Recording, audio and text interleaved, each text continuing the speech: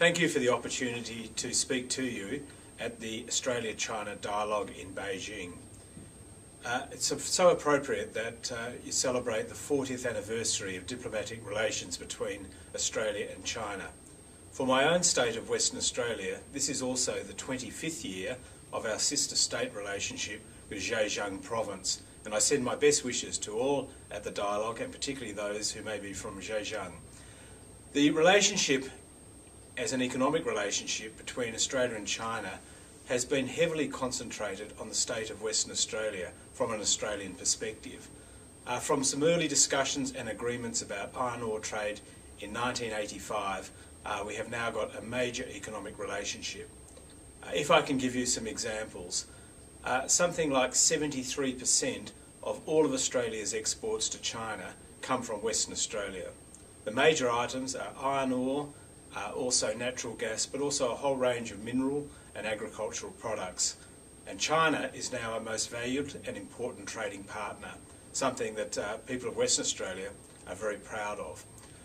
Also, Chinese investment in Australia, which has been growing strongly. Some 80% of investment by Chinese state-owned enterprises are in the state of Western Australia.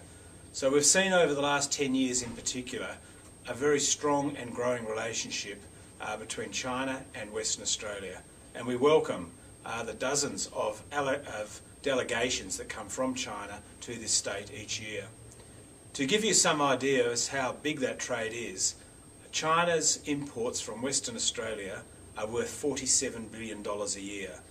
That is just over half of all of China's imports from the United States of America. It is a very large and special relationship. We support that through an MOU, a Memorandum of Understanding, between the West Australian Government and the National Reform and Development Commission. We also have a special agreement with the China Development Bank.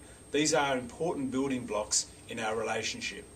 But it's also, and more so, about people. I'm delighted that Chinese visitors to Western Australia are growing. Last year we had 24,000 tourists from China visit our state of Western Australia. There are around 9,000 Chinese students studying in Perth. And I encourage you and your friends and colleagues, both Australian and Chinese, to travel to each other's country, to encourage others to do so, to study and work in each other's country. That will build on our economic relationship into a relationship between people that will extend into arts, into science, into sport, into cultural activities.